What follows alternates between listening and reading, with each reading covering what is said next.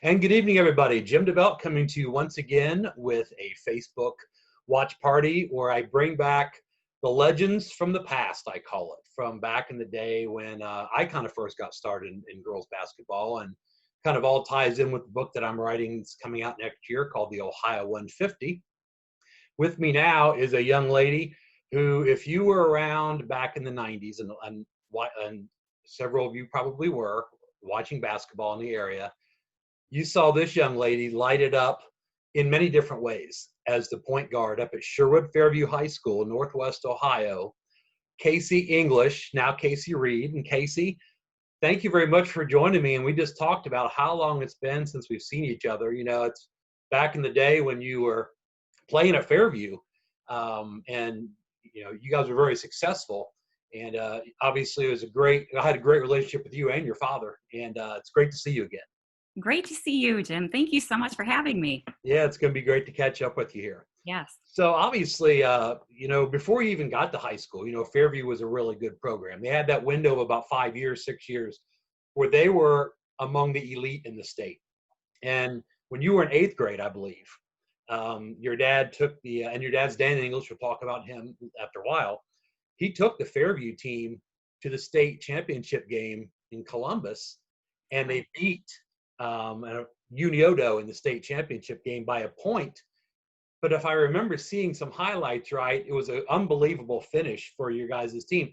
I'm assuming you were there. Take us back to that when you were in eighth grade watching your dad win a state title. Yeah, I mean, you really, it's still, I actually just yesterday shared the video of Lisa Taylor making the free throws to win the state championship with a few of my players. I still get chills when I think back at that team and how my dad and the girls won that state championship game. It's definitely storybook ending for those guys. But yeah, I was an eighth grader. I was a water girl on the bench. I went to every practice. I listened to the game plan, and every one of those girls were my idol. It was pretty cool to watch them win that. And then, of course, you get into high school, and, you know, Fairview is really starting, you know, they just won the state championship as you come in as a freshman. Yeah. Then you hit your sophomore year, and you had another big run. You go all the way to the state finals. You play Heath, led by my good friend Chris Dupps and that group that came through. And they, pretty talented team itself. They were undefeated on the year. They beat you by 18. But you had 21 in the state championship game. Can you remember much about that first state final for you? You know, I remember there's a lot of times I don't remember a lot about the teams because you're kind of in a zone when you're playing, but I do remember playing Heath my sophomore year. It was one of the very few times where I felt that we were very much outmatched, and it felt like that when we were playing. It felt like we were always trying to keep our head above water, and I think honestly that's about the only game I can remember where I didn't feel like we were in it, whether we truly were or weren't. They were unbelievably talented that year, and much better than us. And to get to the finals, you had a big fourth quarter to beat Brookfield to get to the state championship game. And even to get to state, you had a thrilling, like a 1-point win over Winford in the regional finals. So it was a battle from the regionals all the way through the state championships. Right. Absolutely. You know, and I mentioned this to someone else before, you know, my dad's 1989 team. I mean, they were a textbook good team. They had a 6-foot post player who could play. They had the point guard that could shoot and score, and a lot of scores. And they were pretty loaded in every position. And for us, really every year I was there, but definitely my sophomore year, I think our starting post was 5'7". And I joke that we were bad. We kind of gritted our way to the state championship. And I think we surprised a lot of people by getting there. Maybe we didn't quite belong in the sense that the other team did, but yeah, you know, you just kind of had that expectation watching the program before you, and so yeah, we got there maybe in a different capacity, but we had to grit our way through a lot of wins that year. Well, you had a lot of wins in 4 years, because then as a senior, you went back to the state finals. But ironically, and the reason I bring this up for our people here in Dayton is, if you were someone that went to Vandalia every year to watch the late stages of the regionals, you got to see Kacee play, because Fairview came down to Vandalia Butler in the Student Activity Center when it was pretty new. It was relatively a new arena. You had 2 big wins. You beat Kenton Ridge a team Mhm. that played a similar style to you guys as far as the Yep. tempo is concerned. Yep. And then you played a well-coached Wyoming team out of Cincinnati to get to the state. The Butler Gym, it holds about 4,000 people. It's one of the nicest arenas in the state. What do you remember from playing in that? I mean, you probably can vividly maybe remember a little bit about coming down here, the bus trip, et cetera. But do you remember much about the arena playing at Vanderbilt? I I do. Honestly, I don't remember a lot about some of the other arenas, but I definitely remember that arena. And actually, I remember watching my dad's 1989 team. They played Cincinnati Reading or Cincinnati Reading. I'm not sure if Yeah, I'm saying it correct. Reading had a girl named Carol Madsen. That was Carol Madsen. I was going to yes, say, I remember yeah, that and watching her light up. I don't know how she was averaging in a everybody. million. Yeah, Yeah, everybody. yeah, And I remember my dad in the halftime speech is saying, she's going to score her 30, 40 points. You just got to stop everybody. You're not going to stop her, but let's just focus on everybody else and running our game. And so I remember the gym from being a spectator the 8th grade year that year. So going back, I knew kind of what to expect. And it was such a great arena. And for me, the biggest surprise was being able to walk out, when you're coming out for the first time and seeing how many Fairview fans made the trip and kind of filled up a lot of those seats coming all that way. So I just remember having almost the whole town was there to watch us. and it wasn't a short trip, was it?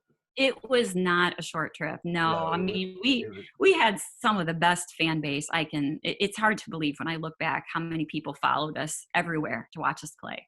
oh yeah, that was, and Yeah. those were the great days. I'm telling you. Yeah. Yeah. You get to Columbus, you go to the state semis. Yep. You dropped 29 in the state semis. Torrey Bergman had 10, another great player from Fairview, and you had a big 6-point win against Akron St. Vincent St. Mary, a school obviously everybody knows from LeBron James. Yep. To get to the state finals, 29 points.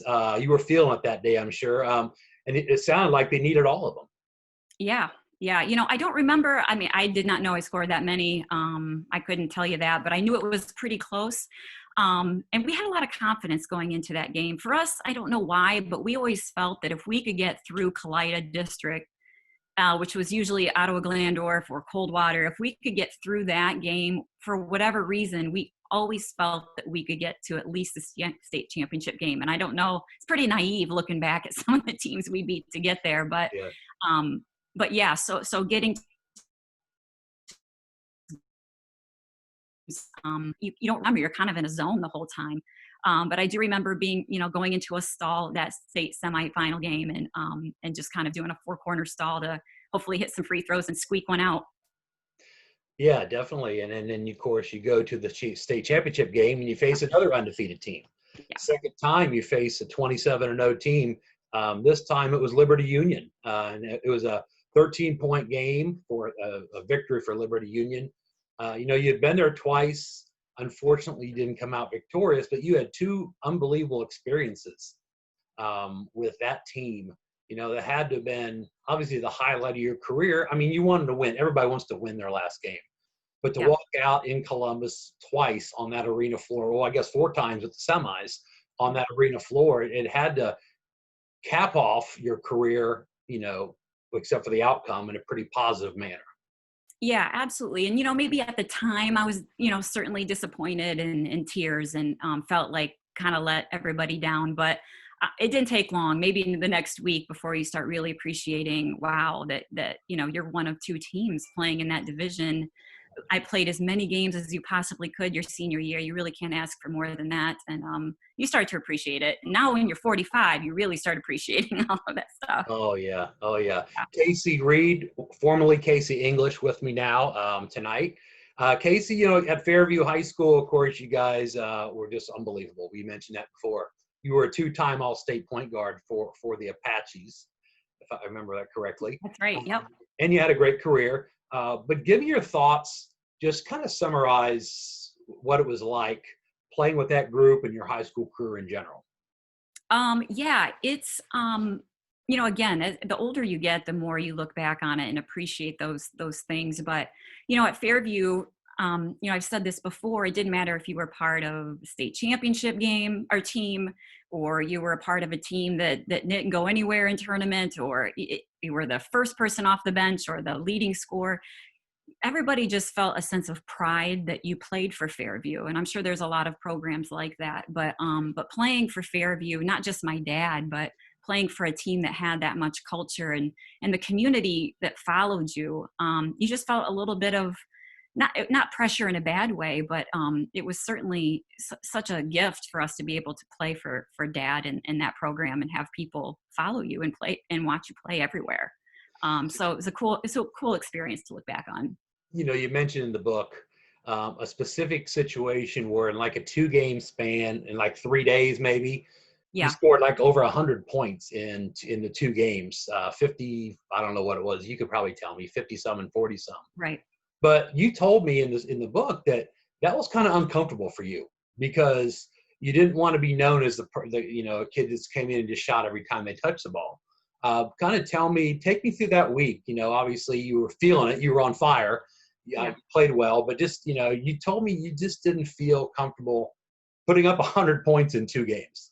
Yeah. I didn't. I would say, looking back, that was the number one thing that I got yelled at for the most by my dad, and was not shooting the ball when I was open. And I was always just very conscious about not taking too many shots or making sure my teammates got their open shots. And, if I had an open layup, but my teammate had an open 10-footer, I'm going to probably kick it out to the open kid. And I got in trouble a lot for that maybe, but I just never was super comfortable with taking all the shots all the time. So yeah, that was a kind of an interesting, the first game that I had 50 some and, the opponent wasn't great and a lot of people had a lot of points that game. And then, the second game where I had 40 some, I think we only won by 5 or 6. So I felt better about taking those shots because we needed every one of those in order to win that. But yeah, looking back, that was pretty special for me to be able to score that many in a week, considering I didn't really enjoy that role. Right. Now we get to talk about a subject that I really liked. I guess your dad was just a legend. He was a great guy. Him and I were good friends throughout your career. I had met him at some point, and we just hit it off great. He was just down to earth, and he was a hard-nosed coach, but he cared about you guys. And you got a chance to play for your dad. Some people get to do that, but you guys, I could tell, had a great bond. And, can you tell me a couple cool or funny things that happened between you and your dad during your career at high school? Yeah. Stories about my dad, as most players that played for him do. He was a very funny guy, extremely witty. He just always knew how to balance the hard-nosed coach. And then when practice was over, he was the nice, caring, quiet, funny guy. But a couple of stories, I remember my freshman year, freshman or sophomore year, it was halftime. And I think I was 0 for 6 at the free throw line. And we came in to have our halftime talk with dad and the team. And I sat down and he looked over at me and he said, "What are you doing here?" I said, "Well, what do you mean, what am I doing here? It's our halftime speech." He's like, "Get out there and go shoot some free throws." So I had to get up out of the halftime basketball, little group that we're in, and go out in the crowd. They're all just eating popcorn and doing their halftime thing and shoot free throws by myself because he was so mad at me for missing all the free throws. So that was one funny story that he just, looking back, I would probably never make a kid do that. But yeah, I didn't think anything of it. I wasn't mad at him for it. My mom actually told me a funny story about my dad a couple of days ago. It was one of his first teams. And they were playing a team that their opponent was very good, was really good. They were probably not going to win the game. And his team was so nervous about showing up and playing that he was a smoker. I'm sure anybody who knows dad knows he smoked a lot of cigarettes. I definitely, He was telling her that he went into the pregame talk and he put 2 cigarettes in his mouth and lit them both. And he walked in and pretended that he didn't know it and was smoking both of them at the same time. And said all the kids started laughing and it broke the ice. And it was he always kind of knew what the team needed, whether it was being hard-nosed or they needed a laugh to relax. And they ended up winning that game, she said. But he did a lot of cool, fun things like that. And your dad was he was demanding, but he was you might have mentioned him as like a Bobby Knight type of a coach, a guy that he would get on you if he needed to get, if he needed to get on you for something. Right. But obviously he knew what he was doing. He was a great coach, but he cared about you guys. Yeah. And he's like I said, a guy I really enjoyed my time with him for the few years that I get a chance to come up and watch your career. So Yeah. he was a great one for sure about Absolutely. that. One of your teams, and I took my notes here, one of your teams, and I think it was maybe your senior year. Mm-hmm. Yeah. You scored 2,500 points as a team in a high school season. Looked that up in the state record book, and that's number 2 all time for points in a season. Wow. Right behind Kenton Ridge, a team that, and I think you even might have played Kenton Ridge at one point because you guys are both a high flying scoring team. Tell me about the style of game and tell me just kind of how that came about, where you guys just, looked to outrun your opponents. Yeah, we absolutely. When you think back, I don't think people still believe me when I say we averaged 80 points a game. Most teams don't even get to that in one game. And right. So we played, the style was all fast break. We barely had the ball out of the net, and it was out up the court in one pass. And we always had kids who would just run those lanes on the fast break. But honestly, it wasn't even just the offense my dad, looking back, I didn't know that's what it was. But now as a coach, I know we ran the run and jump press all the time. And that is a tough press to prepare for. And so, you always have somebody coming from behind to trap. And we got so many steals and so many deflections out of that press style that, it just padded those points, and it was able to play a really fast-paced, high-scoring game. Fun to watch, fun to play. Then you headed off to Cornell. Yeah. I believe you started 4 years at Cornell. Yeah. Obviously a great institution. Tell me about playing at that level and a chance to compete right away for playing time out there. Yeah, that absolutely is attributed to this style of play that I came from. We played at such a fast pace that there really wasn't a whole lot of transition time for me, I didn't think, to get used to even a faster pace. So I feel like that was why I was able to kind of play a role right away at Cornell. And that was really the only way I knew how to play. And I don't know if that was their style before I got there, but after, it was a lot of fast break and a lot of pressing and a lot of similar style that helped me transition pretty quickly. And it was a great education. Obviously the institution is tremendous. Yeah. Obviously it sets you up for your career today. And the fact that you're still in the game coaching is tremendous. Yeah. Sorry, it froze up on us here. So tell me what you're doing now. Obviously, what you're doing, and obviously you're coaching also. So just kind of tell everybody what's going on in your life now. Yeah, so I live in Michigan. I live in East Lansing, Michigan, about a mile from Michigan State, and so I'm a Spartan fan now. Yeah. I coach. I went to law school after Cornell, and I got married. I have 3 kids, and I've been coaching. I've been coaching since probably my second year of law school in some way or another. So over 20 years, whether it's, varsity, JV, freshman, AAU, it's just kind of part of who I am. And so I'm doing a lot of coaching. I was fortunate enough to coach my own daughter. She's graduating now. And I think I have a whole new level of respect for my dad when you coach your own kid. It's not as, you kind of get to see the other side of it. So yeah, keeping busy and just enjoying being a mom and a coach. How much of your dad do you have in you when you're on the bench and the game's tight down the stretch? I would say probably not as much, I learned that the hard way. I would say the first couple years that I coached right in law school out of college, I was awful. And I think I tried to coach like him and coach that Bobby Knight style and coach that. And it just wasn't me. And so that's one of the biggest lessons I've learned is you just kind of coach. I hope I have his coaching mind. I don't think anybody could ever reach his full coaching mind potential, but I definitely feel like I have pieces in him, but I'm a little bit more reserved. Yes, well, that's good. I'm sure you're very successful. Last question, we'll wrap things up, is obviously you played in the early 90s. You've coached today. That's a long span of time. A lot can change in the game in that time frame. Tell me some of the things you've noticed different in the game, maybe good and bad, that you've noticed. Yeah, that's a tough question.